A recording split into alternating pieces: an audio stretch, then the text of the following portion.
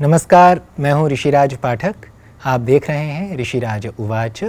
आज मैं आपके समक्ष प्रस्तुत कर रहा हूँ मेरे पूज्य पिता श्री नारायण पाठक जी की रचना नारायण रचनावली के तीसरे खंड श्री कृष्ण ब्रज होली लीला एवं सुदामा चरित से एक भजन, और इस भजन का शीर्षक है लेऊ दूसरो ब्याह रचाए। बहुत ही सुंदर भजन है। इसमें भगवान श्री कृष्ण और श्री राधा जी की बाल चपल लीलाओं का वर्णन है, और इसका मुख्य भाव यह है कि श्री कृष्ण जी राधा जी से विवाह करने को इच्छुक हैं, और कृष्ण जी को ये कहा जा रहा है कि तुम राधा जी से विवाह की इच्छा मत करो, क्योंकि राधा जी गुणों से युक्त हैं और तुम में कोई गुण नहीं है। तो राधा जी और श्री कृष्ण के गुणों की विषमता इस भजन में चित्रित हुई है। सुनिए इस भजन को। इस भजन में राधा जी और श्री कृष्ण जी के दोनों के मध्य जो एक विषम भाव है, वह बहुत ही सहज और स्वाभाविक रूप में प्रस्तुत हुआ है। नंद के राधा के भरोसे कुंवारे मत रहियो, नंद के राधा के भरोसे कुंवारे मत रहियो, लेऊ दूसरो ब्याह रचाए, नंद के राधा के भरोसे कुंवारे मत रहियो। कि हे नंद के माने नंद के पुत्र, तुम राधा जी के भरोसे मत बैठना, तुम अपने विवाह के लिए कोई दूसरा प्रबंध करना, तुम राधा जी के भरोसे मत रहना। क्यों? कारण सुनिएगा, बहुत सुंदर और बड़ा स्पष्ट कारण है।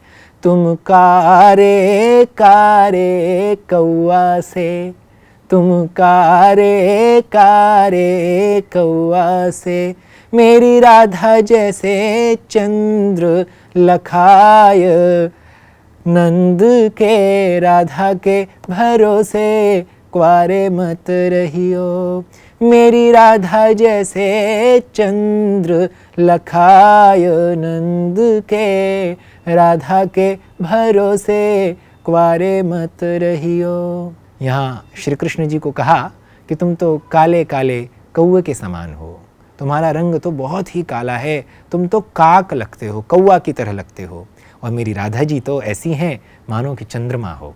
तो चंद्रमा जैसा श्वेत वर्ण गौर वर्ण है राधा जी का, और कृष्ण जी तो कृष्ण हैं, कृष्ण माने काले हैं। यह तो शारीरिक रूप की तुलना हुई। अब आगे जो आर्थिक, जो अर्थव्यवस्था है, जो धन की बात है, जो संपत्ति का वैभव है, उसकी तुलना है।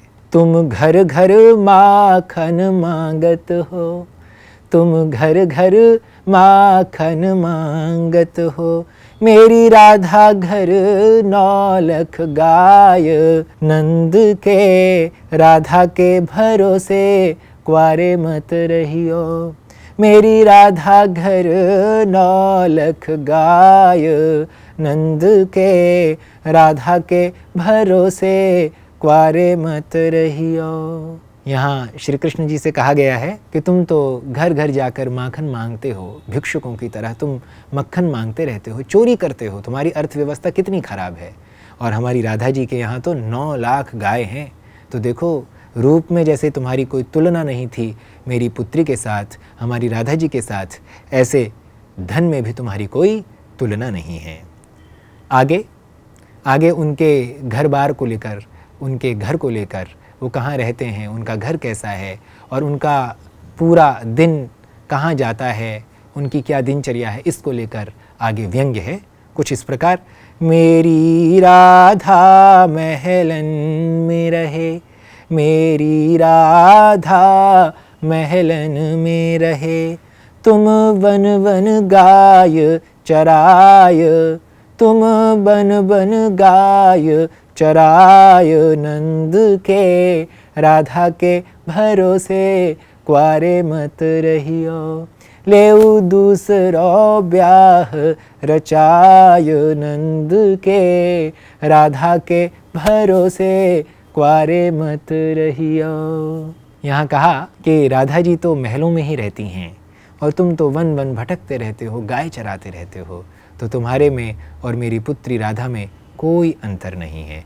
वस्तुतः जो यहाँ कृष्ण से कह रही हैं वो राधा जी की ओर की सखियाँ कह रही हैं। राधा जी के पक्ष की जो सखियाँ हैं, गोपिकाएं हैं, वे कृष्ण से कह रही हैं। राधा जी की माता कह रही हो ऐसा स्पष्ट नहीं है। इसका अंतिम चरण क्या है? यहाँ कुल वंश की प्रतिष्ठा पर सवाल है। हम जब विवाह की बात करते हैं तो रूप देखते हैं, धन देखते हैं, घर बार देखते हैं और वंश तो देखते ही हैं, कुल प्रतिष्ठा मर्यादा देखते हैं।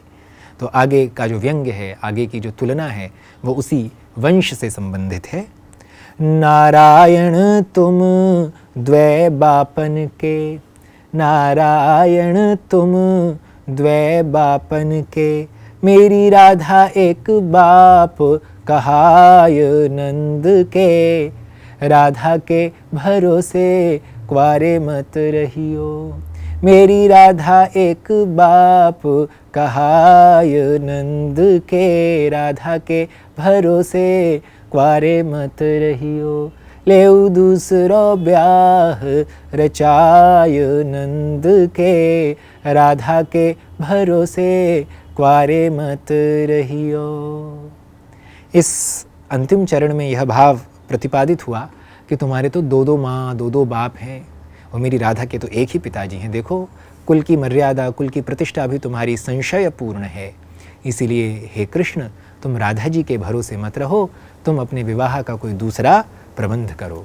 इस प्रकार यह भजन भगवान श्री कृष्ण जी और श्री राधा जी के पारस्परिक तुलना धर्म से युक्त है। यहाँ भगवान श्री कृष्ण को राधा जी की अपेक्षा न्यूनतर दिखाया गया है, उनको हीनतर दिखाया गया है। यहाँ श्री कृष्ण जी प्रत्येक स्थिति में राधा जी से निम्न कोटि के दिखाए गए हैं। यह इसका भाव सौंदर्य है और यह भाव सौंदर्य ही इस भजन का प्रतिपाद्य है। आशा है कि आपको यह भजन अत्यंत रुचिकर लगा होगा। अगली श्रृंखला में अगले भजन के साथ पुनः प्रस्तुत होता हूँ। तब तक के लिए नमस्कार, धन्यवाद।